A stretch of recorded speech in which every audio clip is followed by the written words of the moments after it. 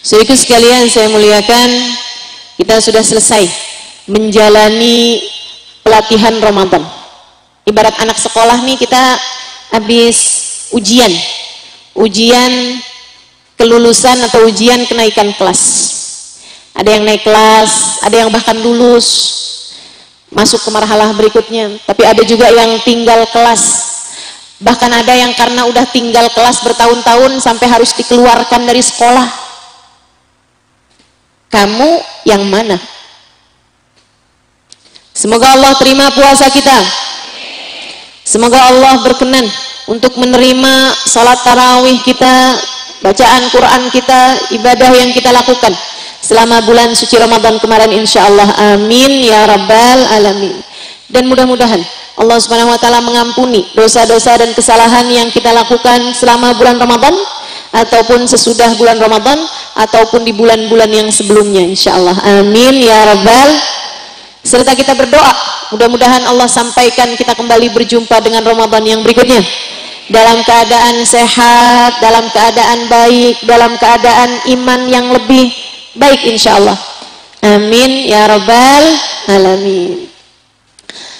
Kalau saya diminta untuk berpesan sebagai awal tahun ajaran, ini orang Islam nih awal tahun ajarannya kayak sekarang ini nih, habisnya Lebaran masuk awal tahun baru, tahun ajaran. Bulan Syawal ini kayak dianggap sebagai bulan istirahat, bulan liburan. Jadi abis ini nih kita masuk lagi nih ke bulan Dzulqa'dah. Nah itu mulai masuk sekolah lagi tuh, masuk sekolah lagi. Kalau saya boleh berpesan nih kepada semua muslimah yang mendengarkan kajian saya pada hari ini, kita kembali kepada apa yang Allah Subhanahu wa taala inginkan kepada kita. Saya pesankan kepadamu 4 hal. Mohon diingat, mohon dicatat, bekalan untukmu. Bukan hanya sampai 11 bulan ke depan, akan tetapi akan menjadi perbekalan bagimu untuk sepanjang usiamu, insyaallah. Kalau kamu benar-benar berpegang teguh kepada apa yang akan saya sampaikan ini. Yang pertama, teman-teman, benerin niat. Innamal a'malu binniyat wa innamal likulli imri'in ma nawa. Setiap orang akan diberi sesuai dengan niatnya, sebab semua perbuatan innamal a'mal binniyat, tergantung dari niatnya. Sama-sama ngerjainnya, sama-sama pekerjaannya, tapi beda di niat, hasilnya benar-benar akan sangat berbeda. Man tatayyaba lillah laqiyallah wa rihuhu atyab minal misk, kata Nabi Muhammad. Wa man tatayyaba li ghairillah laqiyallah wa rihuhu antan minal jifah. Siapa yang suka berwangian, pakai minyak wangi lillah, dia makainya itu, dia mandi, dia pakai minyak wangi, dia pakai deodoran, ya, berwangi-wangi. Dia memakainya lillah, karena Allah Subhanahu wa taala. Karena Allah tuh maksudnya gimana? Mau sholat pakai wangian, mau ketemu sama suami, anak-anak, keluarga, mahram, pakai wangian, biar anaknya nggak sebel, biar suaminya nggak enek, biar keluarganya seneng ada di dekatnya. Perintah Allah Subhanahu wa taala, memang kita nggak boleh mengganggu orang lain dengan bau atau aroma yang nggak sedap dari tubuh kita. Atau misalnya kamu pakai wangian karena mau berkumpul dengan semua sama perempuan, kayak sekarang nih. Ibu saudara sekalian, jangan sampai ada di antara kita yang udah nggak mandi 3 hari. Atau pagi hari ini nggak mandi gitu kan?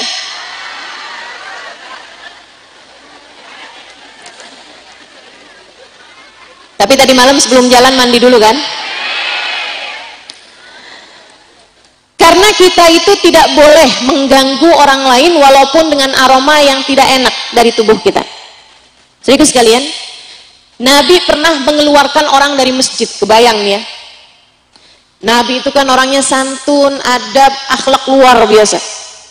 Kebayang nggak? Pernah ada orang disuruh keluar sama Nabi dari dalam masjid Bahasa kasarnya ngusir. Nabi mengusir seseorang dari masjid. Begitu keji ya kelihatannya gitu. Kenapa Rasulullah sampai ngusir orang dari masjid? Saudara sekalian, orang itu masuk ke masjid mulutnya bau bawang mentah. Ini benar, bau bawang putih mentah. Jadi kalau dia ngomong itu yang di samping-sampingnya, ya Allah, rasanya kayak mau pingsan. Bawang mentah, bolak-balik makanin bawang mentah, mulutnya bau bawang, belum hilang baunya, masuk dalam masjid. Nabi Muhammad kemudian mengatakan, keluarlah kamu dari masjid sampai hilang aroma dari bau mulutmu tersebut.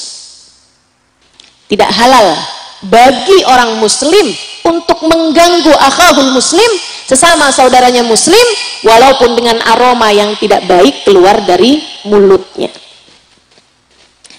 Apalagi kalau dia memakai wangian, gitu kan? Jadi orang di sekelilingnya jadi seneng, orang di sampingnya berasa terhibur dengan aromanya yang wangi.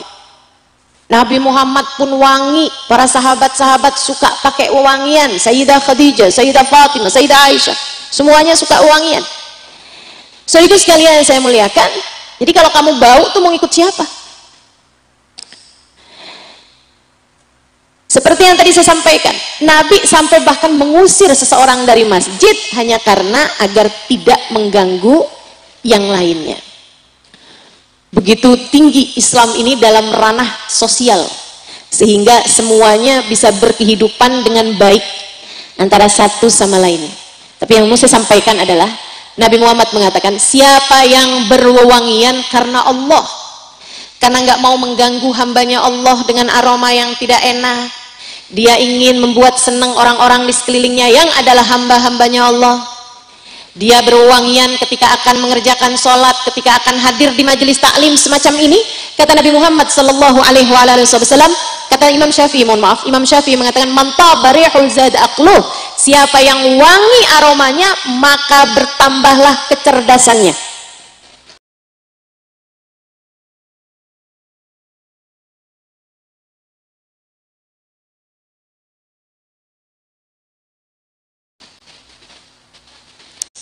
Sedikit sekalian, saya dulu kalau mau belajar, mau ngafalin sesuatu, ada majelis saya lagi mau buka kitab gitu, itu hal pertama yang saya lakukan selain mandi itu ya, adalah berwangian.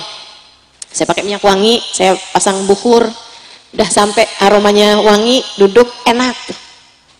Tapi kalau udah aromanya kurang enak, Masya Allah, rasanya mau baca hadis, mau nginget-nginget pelajaran, susah banget masuknya.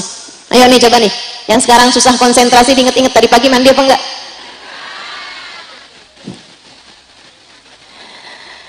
Man tatayyaba lillah, siapa yang berwewangian karena Allah, laqiyallahu wa ri'uhu atyab minal misik, dia akan berjumpa dengan Allah di akhirat, baunya lebih wangi daripada bau misik, bau kasturi. Wa man tatayyaba li ghairillah, tapi siapa yang suka berwewangian bukan karena Allah, bahkan melanggar aturan Allah, misalnya nih mau acara reunian, ada ketemu sama mantan, mandi bolak-balik, pakai deodoran lapis-lapis, pakai minyak wangi semprot kanan kiri depan belakang bawah atas, waduh segitunya. Biar kenapa? Siapa tahu CLBK. Kata Nabi Muhammad, duduk sesaat, sejam di dalam majelis ta'lim itu lebih Allah sukai daripada 1000 rakaat sholat sunnah yang kamu kerjakan, mengunjungi 1000 orang sakit, atau mengantarkan 1000 jenazah. Pahalanya besar kalau benar di niat. Sedikit sekalian, saya ingat satu cerita diceritakan oleh guru saya Sayyidil Habib Umar bin Hafid tentang seorang sahabat Nabi Muhammad dengeran suara panggilan perang. Jadi dulu tuh kalau Nabi Muhammad mau pergi perang, itu orang-orang yang di kampung-kampung, yang di daerah-daerah, suka ada yang ngumumin, belum ada radio, belum ada TV, belum ada Instagram, apalagi TikTok. Jadi pengumumannya berupa ada orang sama Nabi Muhammad yang suaranya kenceng, suruh naik kuda atau suruh naik unta. Dia kelilingan di kampung-kampung ngasih pengumuman. Ya ayuhan nas, innallaha qad adina lana an nujahid fi sabilillah. Allah telah memerintahkan kita untuk berjuang di jalan Allah. Laki-laki dewasa besok berkumpul di Masjid Nabawi, semacam itulah kasih pengumumannya. Tunggu sama Nabi jam sekian, berangkat laki-laki dewasa pergi perang. Ada yang dengar itu? Seorang sahabat Nabi begitu dengar, wah, saya mau pergi nih perang besok. Dia langsung jalan ke kandang kudanya. Dia langsung bersih-bersihin kudanya, tajemin pedangnya, siap-siapin, rapi-rapiin baju perangnya. Udahan selesai, capek dia. Sambilan dia bersih-bersihin kudanya tuh dia sambil mikir, perang lagi nih.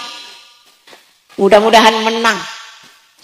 Kalau menang, ada pembagian harta rampasan. Biasanya kalau nggak kuda, kalau nggak unta, kalau nggak kambing, kalau nggak pedang. Pedang saya udah punya, kuda saya udah punya, unta saya udah punya. Saya kalau dibagi harta rampasan perang, saya ditanya, kamu mau apa? Kambing ya Rasulullah. Pikirin sama dia nih. Kalau nanti saya dapat kambing, saya mau sembelih, saya mau bikin kambing guling. Nanti saya mau bakar hatinya kambing. Enak banget tuh, kebayang. Nyam nyam nyam. Hati kambing enak banget dah. Habisnya dibersih-bersihin si kudanya tadi itu, capek di atas balai-balai, ketiduran, ngimpi. Kayaknya tuh perangnya udah selesai, perangnya menang, harta rampasannya banyak, cuman masalahnya dia mati. Mimpinya tuh kayak panjang sampai di mahsyar. Tiba-tiba udah sampai mahsyar saat pembagian catatan-catatan amal dan saat pembagian balasan-balasan amal perbuatan. Dia lihat teman-temannya dia yang mati juga di saat perang, semuanya dosanya diampuni, bahkan bisa memberi syafaat kepada 70 keluarganya. Habis itu aromanya wangi misik, darahnya, karena orang kalau meninggalnya jihad itu dikuburkan sama baju-baju yang ada darah-darahnya itu udah nggak pakai dikafanin lagi, langsung dikubur aja. Nabi Muhammad bilang, maka darahnya akan Allah gantikan dengan bau misik. Bau darahnya Allah gantikan dengan bau misik. Semuanya kayak begitu kecuali dia. Dia darahnya tetap bau anjir. Dia dosanya nggak terampuni. Dia nggak bisa ngasih syafaat kepada 70 keluarganya, 70 orang-orang yang dia mau, nggak dapat tuh semuanya. Jadi dia deketin malaikat, dia protes.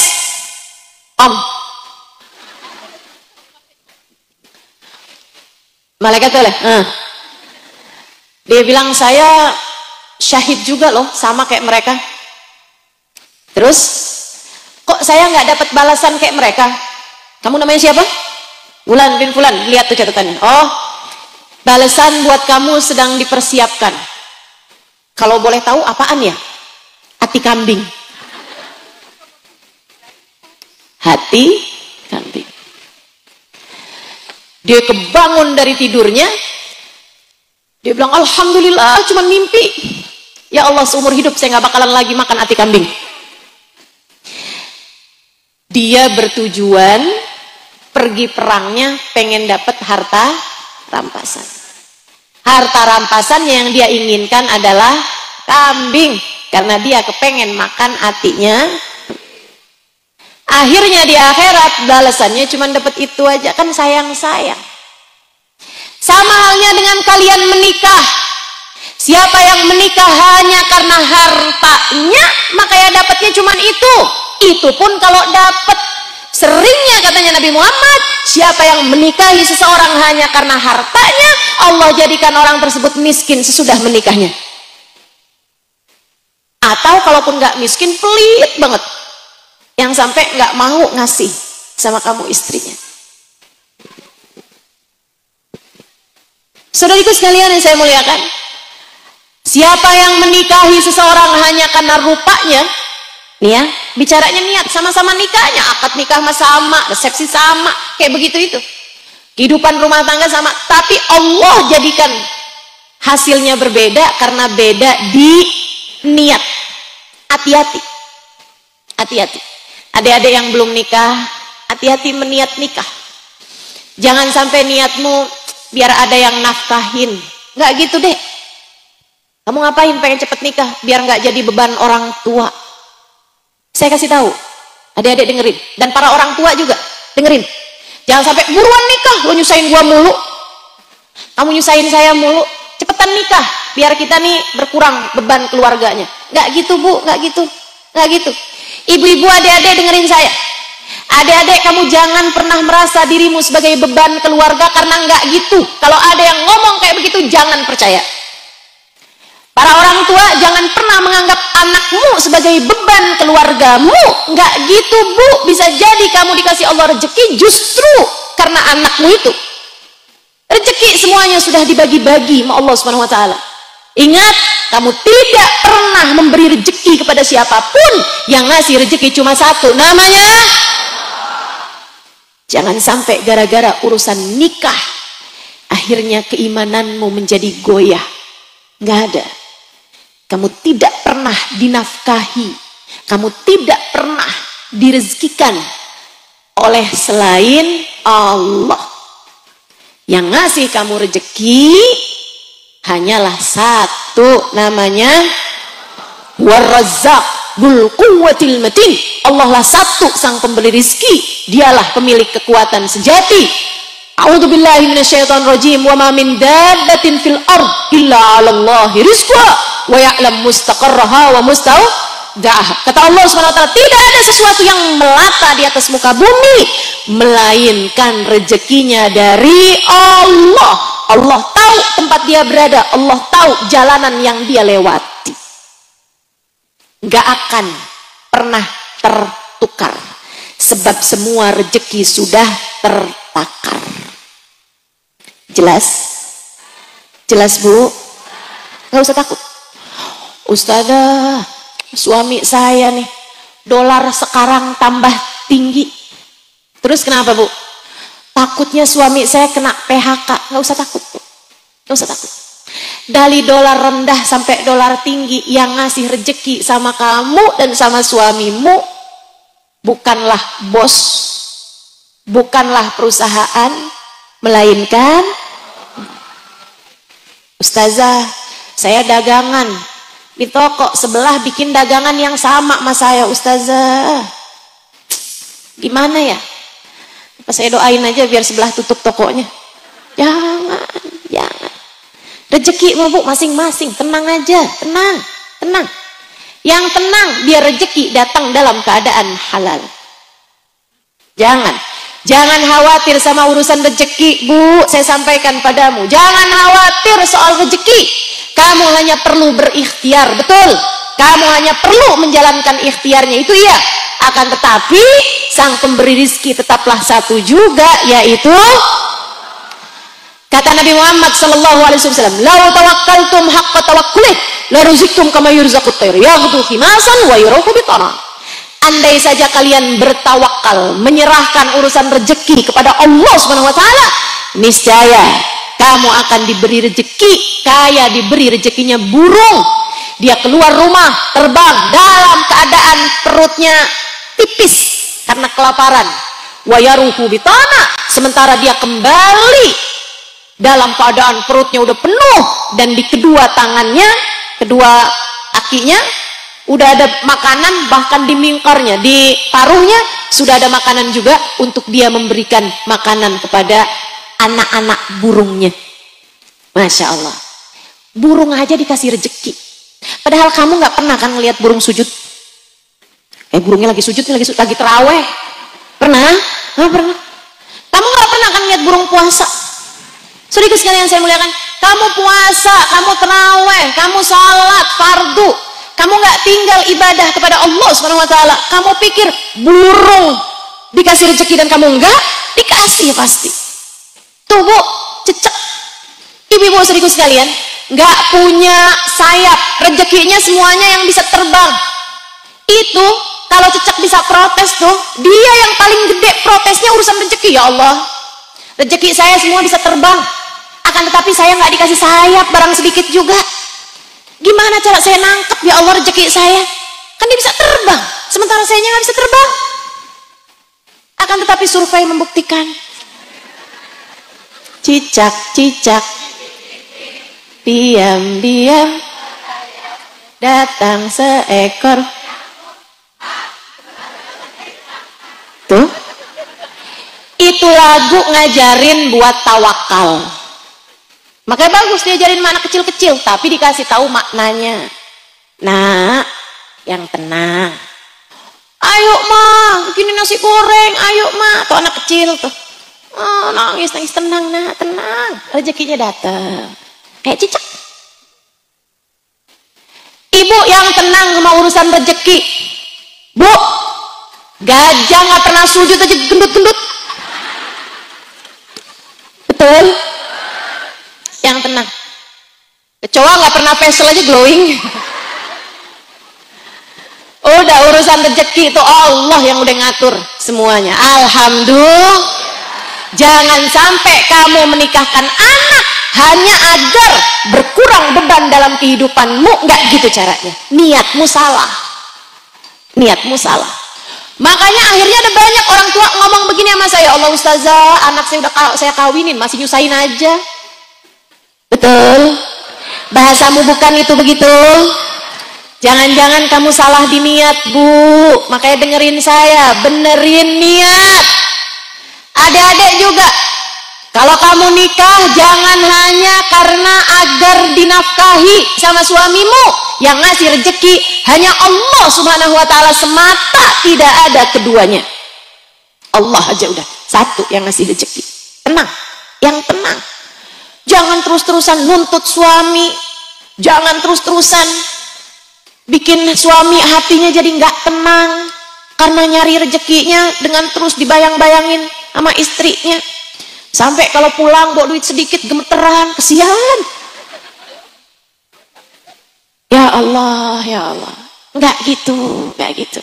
Yuk, hatinya yang tenang, hatinya yang tenang. Tapi Ustazah, saya tuh kepengen banget Ustazah dikasih rezeki itu yang luas gitu Ustazah, biar kayak orang-orang.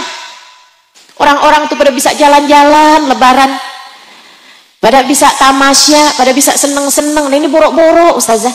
Kalau saya beli baju lebaran buat anak, sayanya sendiri nggak pakai baju lebaran. Pengen dapat rezeki yang lapang gitu Ustazah. Gimana caranya? Ikut apa yang Allah Subhanahu wa ta'ala perintahkan. Gimana tuh? Kata Allah Subhanahu wa ta'ala, man yattaqillah yaj'al lahu makhraja wa yarzuqhu min haitsu la yahtasib. Siapa yang bertakwa kepada Allah, Allah akan beri jalan keluar untuk setiap permasalahannya dan bakal diberi rezeki dari arah yang tidak dia sangka-sangka. Yang takwa. Takwa tuh gimana? Yang takut buat bikin dosa, itu takwa. Kerjain perintah Allah, takut sama dosa. Yang cinta sama Allah dan yang takut sama Allah untuk mengerjakan dosa, itu takwa. Kalau kamu mau ngomongin orang takut, kalau kamu mau marah-marah takut, kalau kamu mau ninggal sholat takut, kalau kamu auratnya kelihatan di hadapan laki-laki kamu takut, kalau kamu mau ngambil haknya orang lain yang bukan hakmu kamu takut. Kalau kamu punya rasa takut semacam itu, ini ada duit nganggur nih, kayak nggak ada yang lihat, tapi kan Allah lihat, nggak berani. Kalau kamu semacam itu teman-teman saudaraku sekalian, saat sendirimu, saat bersamamu, hati kamu selalu merasa dalam pandangan Allah, Allah janji aku akan beri kamu rezeki dari arah yang tidak kamu sangka-sangka. Jadi buat ibu-ibu yang suka merasa rezeki saya kok seret banget Bu, hal pertama yang saya minta kamu lakukan adalah ngomongnya yang bagus sama suami. Akhlakmu cobain, bagusin akhlakmu sama suami yang bagus. Kalau ngomong jangan kasar, ngomongnya yang bagus, muji suami, akhlakmu yang baik, liatin. Kalau kamu selama ini kepengen rezekimu itu luas, malah dengan marah-marahin suami, nuntut-nuntut suami, coba, kamu udah pernah kan? Gimana hasilnya? Hah? Rezekimu jadi lapang atau tambah semakin seret? Tambah semakin seret. Karenanya, saya sampaikan padamu, karena saya sayang sama kamu. Rezeki itu urusan Allah. Rezeki itu urusan Allah. Allahnya udah janji, la in syakartum, kalau kamu syukuri aku tambahi. Jadi kalau ibu-ibu dapat rezeki berapapun, entah itu langsung, bukan lewat suami, ataupun langsung dari kamu kerja sendiri, atau kamu usaha sendiri, apapun aja, kalau kamu syukuri, bakal Allah tambahi. Yang seneng dikasih rezeki sama Allah tuh berapapun yang seneng, bakalan ditambah-tambahin terus sama Allah. Insya Allah. Jelas ya? Bagusin niat. Bagusin niat. Yang bagus niatnya. Mau mondokin anak, niatnya yang bagus. Mau nyekolahin anak, niatnya yang bagus. Jangan sampai kamu punya niat begini, anak saya ini saya sekolahin biar pinter, biar bisa kerja yang bagus, nanti di masa tua dia ngurusin saya. Gak ada gitu, Bu. Kamu dari bayi udah diurusin, bukan nama orang lain, tapi sama Allah subhanahu wa ta'ala. Allah. Kata Allah, Qul a'udhu birabbin nas, malikin nas, ilahin nas. Mohonlah petunjuk, mohonlah perlindungan hanya kepada Tuhannya manusia. Minta itu hanya kepada Tuhannya manusia. Dia yang nyiptain kamu. Qul a'udzu birabbin nas, aku berlindung. Katakanlah, wahai Muhammad, aku berlindung birabbin nas, dengan Rabbun nas. Apa Rabb? Yang memelihara manusia, yang ngurusin manusia. Kamu, saya, orang tua saya, keluarga saya, keluargamu, orang tuamu, anak-anakmu, semuanya yang ngurus hanya satu, yang menamakan dirinya dengan Rabbun nas, Tuhannya manusia, yang memelihara manusia. Yang memelihara kita hanya Allah subhanahu wa ta'ala. Makanya segala-gala niatnya mesti yang bagus. Kita bahkan hidup bukan buat nyari dunia, Dek. Kita hidup bukan buat nyari dunia, Kak. Enggak. Kita hidup di dunia ini buat nyari surga. Kita hidup di dunia ini buat nyari ridhonya Allah subhanahu wa ta'ala. Maka benerin niat hidupmu. Saya hidup ya Allah, dari mulai sekarang sampai akhir kehidupan saya akan persembahkan untukmu. Saya akan hidup karenamu. Saya akan hidup untukmu dan karenamu. Insya Allah. Nanti tinggal diingetin terus. Makan karena Allah, pakai pakaian karena Allah, mandi karena Allah, pergi karena Allah, membuat keputusan karena Allah. Jangan hanya mengikuti hawa nafsu, sudah banyak salahmu. Dalam hidup ini kamu udah bikin salah banyak. Dan kesalahan itu disebabkan karena kamu memutuskan sesuatu berdasarkan hawa nafsu. Kalau kepengen salahmu sedikit, apalagi kalau kepengen kamu nggak lagi bikin banyak kesalahan, maka kerjakan segala sesuatu hanya karena Allah. Jangan jadikan hawa nafsu sebagai alasanmu mengerjakan, akan tetapi jadikan ridho Allah sebagai alasanmu mengerjakan sesuatu, sehingga kamu menjadi orang yang benar ketika kamu mengucapkan inna sholati wa nusuki wa mahyaya wa mamati lillahi rabbil alamin. Ya Allah, salat saya ini sekarang ya Allah, bahkan bukan hanya salat yang sekarang, nusuki, semua ibadah saya ya Allah. Bahkan bukan cuma ibadah aja ya Allah, mahyai, hidup saya ya Allah. Bahkan bukan hanya hidup aja ya Allah, mati, sampai saya mati ya Allah, lillahi rabbil alamin, hanya untukmu dan karenamu ya Allah, la syarikalah, tidak untuk selainmu, wa bidzalika umirtu, untuk itulah aku diperintahkan, wa ana minal muslimin, dan aku adalah seseorang yang senantiasa tunduk patuh hanya kepadamu ya Allah. Itu nasihat saya yang pertama. Benerin niat. Benerin niat. Yang kedua, ibu, hiduplah dengan takwa. Dek, hiduplah dengan takwa. Kerjain perintah Allah, jauhin larangan Allah. Apapun yang diperintahkan jangan punya pilihan. Ini adzan duhur misalnya. Enaknya sholat duhur apa enggak ya? Ya sholat. Bulan puasa. Enaknya saya puasa apa enggak nih hari ya? Ya puasa. Enaknya hari ini puasanya sampai maghrib apa mokel ya? Jangan. Teman-teman saudaraku sekalian yang saya muliakan, Ustazah tahu mokel, itu bahasanya orang Jawa Timur, dari dulu juga batalin puasa ya gitu bahasanya. Saudaraku sekalian yang saya muliakan, jangan punya pilihan. Misalnya nih, terhadap perintah Allah dan terhadap larangan Allah jangan punya pilihan. Ya, adik-adik nih, saya umur udah 25 tahun tapi kok belum nikah ya. Kalau gitu saya pacaran aja deh. Nah itu, kamu ngambil pilihan yang bukan takwa. Dek, saya tanya, pacaran hukumnya apa?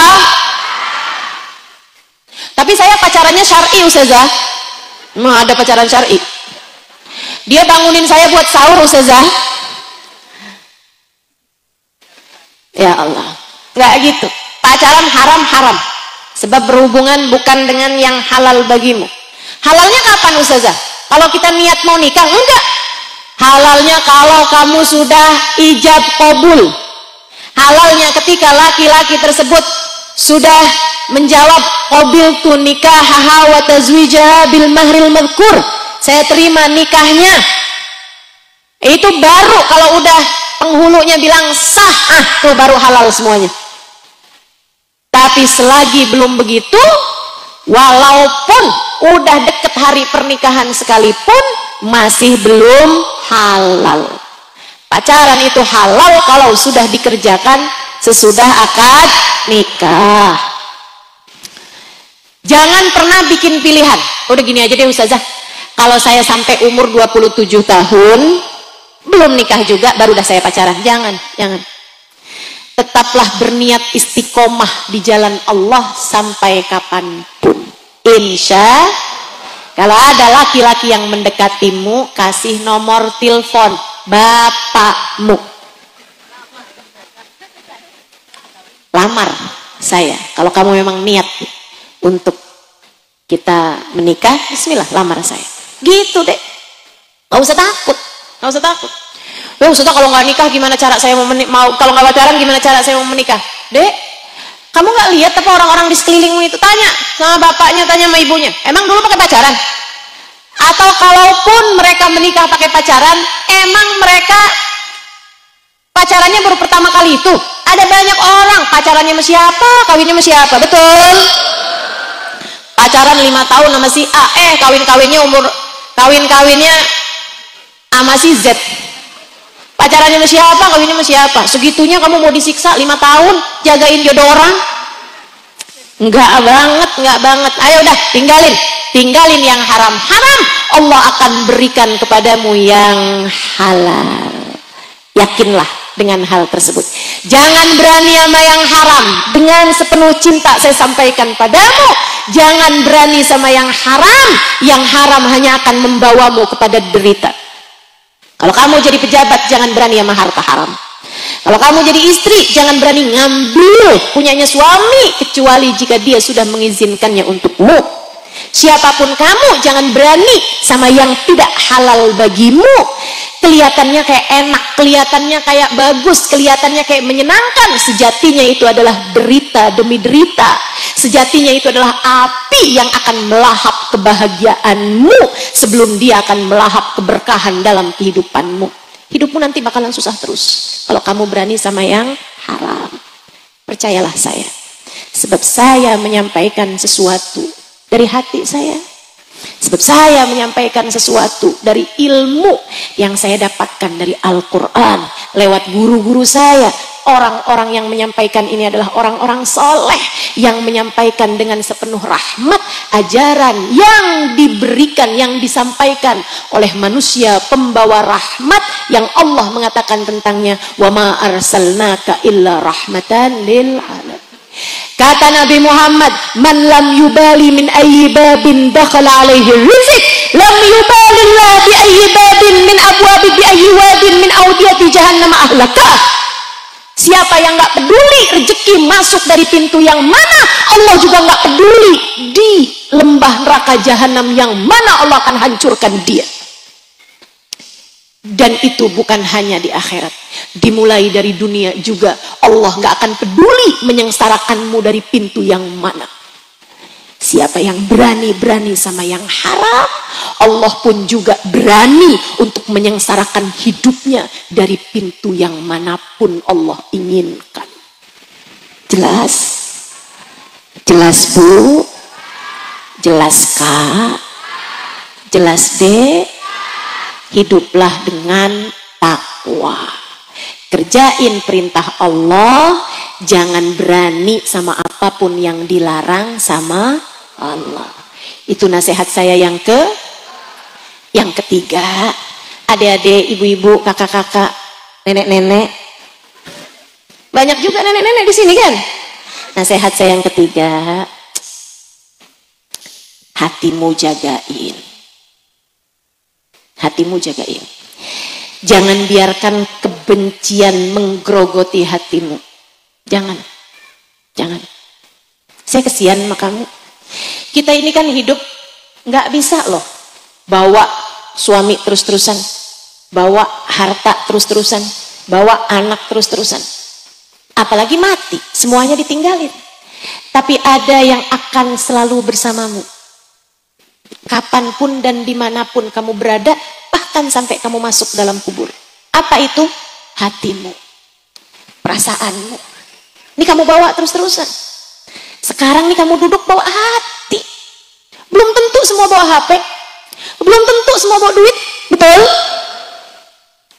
Akan tetapi yang pasti kamu semuanya bawa hati. Dan belum tentu hatinya lagi ada di sini. Ada yang lagi di pasar. Ada yang dari tadi mikirin abis ini mau pergi ke pasar nih, deket soalnya. Mau belanja ini, belanja itu.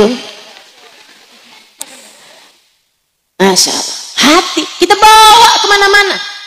Karenanya saya sampaikan kepadamu, jangan biarkan hatimu terkotori dengan sampah yang paling berbahaya. Apa itu? Kebencian. Jangan. Kamu tahu orang paling tersiksa hidupnya di atas muka bumi adalah orang yang hatinya penuh dengan kebencian. Sama suami sendiri benci, sama anak sendiri benci, sama mantu sendiri benci, sama mertua sendiri benci, sama ipar sendiri benci. Jangan. Susah nanti hidupmu. Jangan, sengsara nanti hidupmu. Jangan benci sama siapapun. Sama tetangga yang sayang, sama temen yang sayang, sama anak apalagi yang sayang, sama saudara yang sayang. Kamu nggak bisa milih saudara, Kalau kamu kehilangan saudaramu, kamu bisa nyari di mana? Nggak ada gantinya. Kalau bukan kamu yang sayang sama adik-adik kamu, siapa lagi? Kalau bukan kamu yang sayang sama anak kamu, sama mantu kamu, siapa lagi?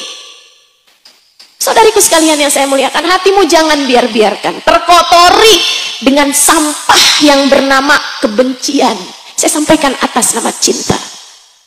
Saya sampaikan atas nama sayang saya sama kamu. Jangan biarkan hatimu terkotori dengan kebencian. Inget-ingetin nasihat saya. Inget-ingetin ucapan saya. Terus kamu bawa. Kamu ketika benci nggak nyiksa siapa-siapa selain diri kamu sendiri. Saya ulangi.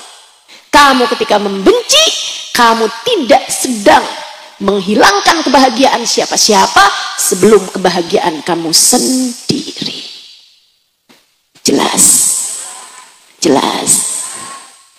Kamu pengen hidup kamu berkelimpahan kasih sayang, belajarlah buat menyayangi orang lain.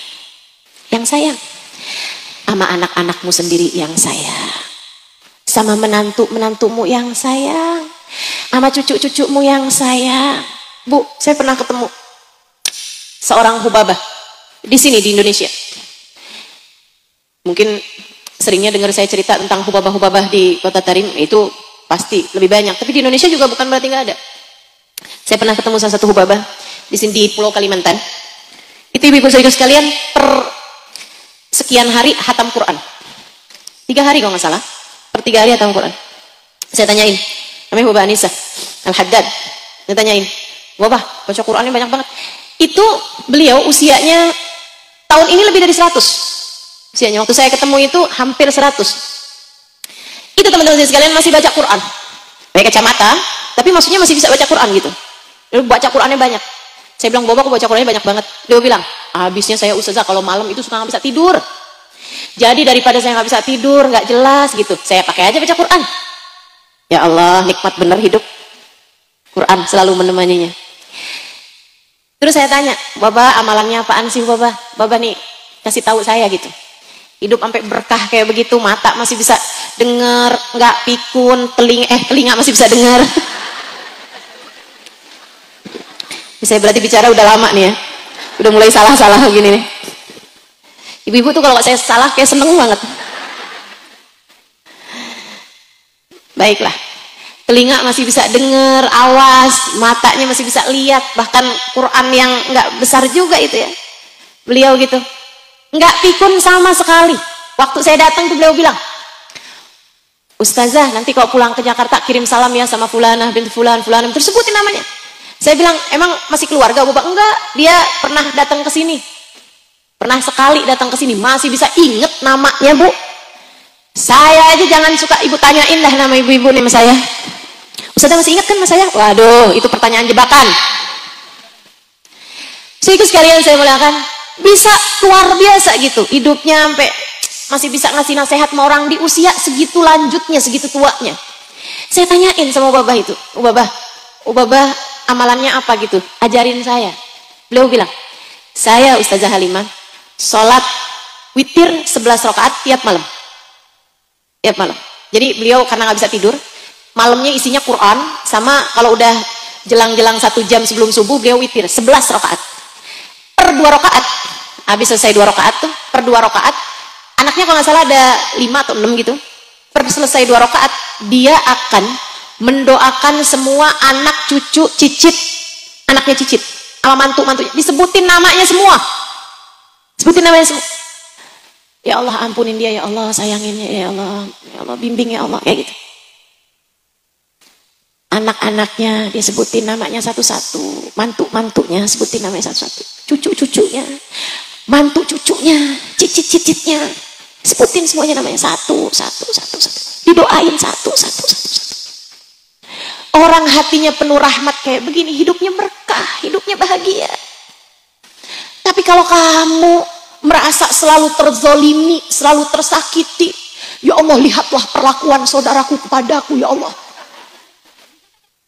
Bukankah engkau tidak tidur ya Allah? Balaslah dia ya Allah. Bukankah karma itu nyata? Kata Allah, yang jahat kamu, kenapa kamu melibatkan saya dalam kejahatanmu? Allah itu Bu, Kak, Dek, yaghfiru liman yasha wa yu'adzibu man yasha. Allah mengampuni yang dia kehendaki, Allah menyiksa yang dia kehendaki. Allah aja itu masih bisa mengampuni kesalahan hamba-hambanya. Kenapa kamu mesti mewajibkan Allah buat membalas dia? Bukankah Allah bisa saja mengampuni dia? Jangan pernah seperti itu kepada siapapun.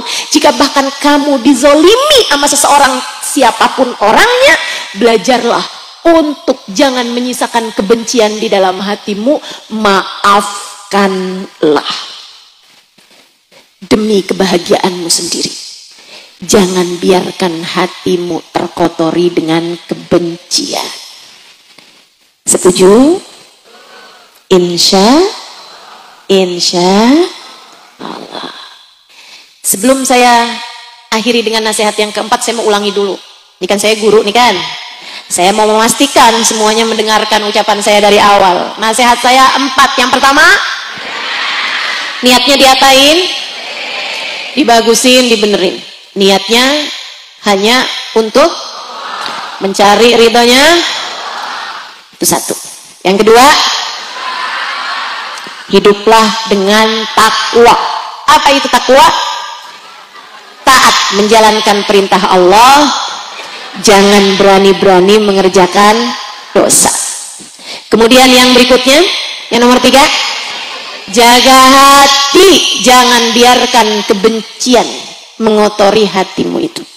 Dan nasihat saya yang keempat, cintai orang-orang soleh. Cintai orang-orang soleh. Ulama, orang ahli ibadah, yang cinta. Yang cinta. Kamu gak wajib mencintai semua orang. Kalau kamu gak bisa, sekurangnya cintai orang-orang soleh. Sebab mencintai mereka adalah persyaratan di akhirat nanti kamu dapat berjumpa, berkumpul dengan mereka.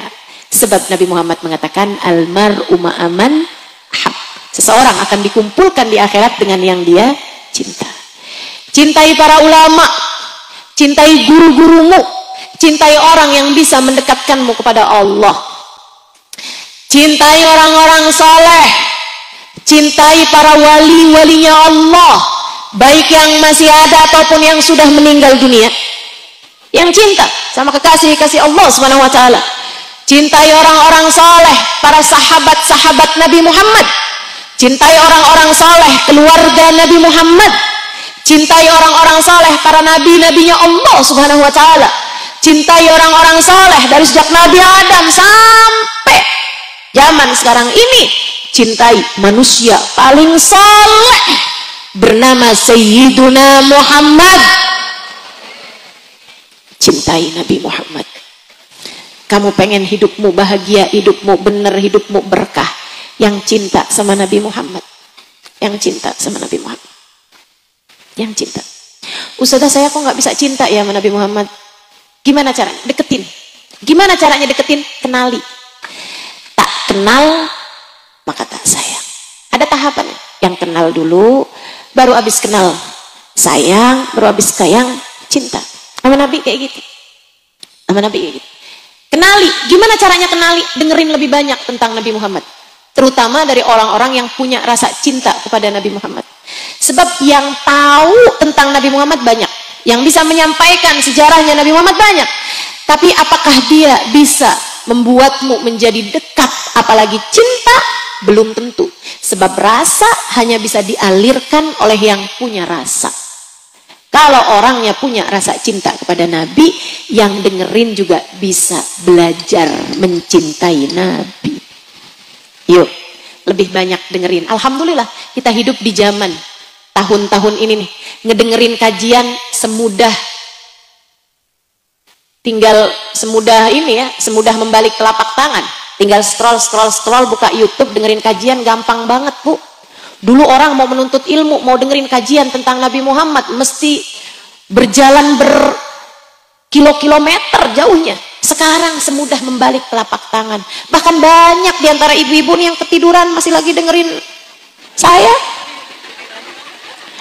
Sampai banyak yang suka bilang, Ustazah, saya sering ngimpi Ustazah. Nah iya, saya jadi teman tidur kamu selama ini. Ada yang begitu? Boleh saya tahu acungkan tangannya? Oh, banyak banget. Insya Allah. Kita belajar bareng-bareng buat punya rasa cinta sama Nabi besar Muhammad sallallahu alaihi wasallam. Tak ada yang lebih menyayangimu daripada Nabi Muhammad. Percaya saya, nggak ada yang sayang sama kita lebih daripada Nabi Muhammad. Diajarin semuanya tentang cara hidup yang baik. Beliau mendoakan kita, terus mengaturkan kepada Allah Subhanahu wa taala keselamatan kita. Manusia yang hidupnya kalau ditanya apa cita-citamu wahai Nabi Muhammad, cita-citanya adalah masuknya seluruh umatnya ke dalam surga. Orang yang punya cita-cita keselamatan kita. Gimana tuh? Gimana enggak yang paling sayang sama kita?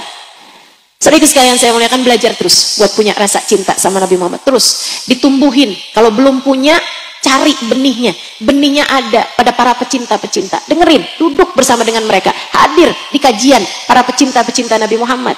Simak dengan baik. Kemudian ditanam benihnya, sirami dengan solawat, sirami dengan baca maulid, sirami dengan kasih sayangmu, dengan kamu mengingat-ingat, menyebut-nyebut nama Nabi Muhammad, nanti akan berbuah.